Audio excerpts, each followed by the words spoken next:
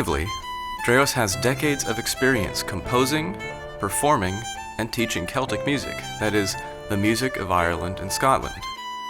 We create new music, reimagine traditional music, and share art with students and audiences in order to cultivate cultural awareness and appreciation. In classical music, the written page is viewed as the most important thing, and it's really important to honor exactly what's written. And the composers go to great lengths to indicate exactly what they want you to do. And in traditional music, that same amount of ornamentation and to a certain degree, the notes themselves are open to interpretation. And that's something you have to teach. To compose something new in a traditional style, we definitely are interested in taking stock of those little melodic fragments and then finding a particular melodic fragment that feels good under the fingers and that also feels nice to play, sounds good to hear, and then figuring out, well, how many of those fragments can we adjust? Do any new fragments need to be created? And then we tend to put those together to create a traditional sounding new composition. A large part of our mission is to teach students the time-honored traditions of performing and composing Celtic music so that they can understand this musical culture from the inside out. One of the things that's really important to me as a teacher is providing context to the students. So part of my job is just to be like that friend who shows them all the awesome tunes and all the great players, and then helps highlight what really makes those players great.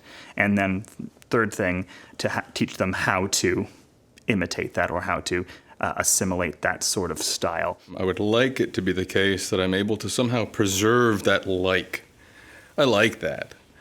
But still at the same time do that unpacking for people to take it from that big, glorious, I like that, into its component parts and recognize the importance of all those parts, kind of abstracting away from the big picture that I just liked that, into that richness, and then in some sense building it back up, putting it all back together so that we arrive back at that big picture. You know what, I actually like that. But at the same time have a respect for what it is about that I like.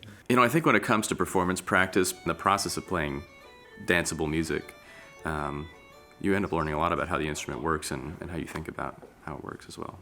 I know a lot of people, it's very hard for them. That's the kind of thing that makes the difference between a pretty good musician and a great musician is rhythm. Without rhythm, there's something missing. There's something really important missing. You know, the best of the best, they never stop being students.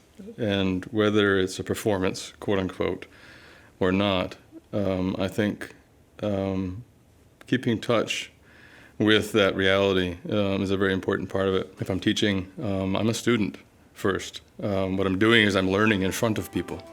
I am being a student before them, hoping that they'll follow me in being students themselves. All three practices, performing, teaching, and composing, have kept the rich traditions of Celtic music stable and adaptable for centuries. We do what we do because we want to bring students into this cultural dialogue.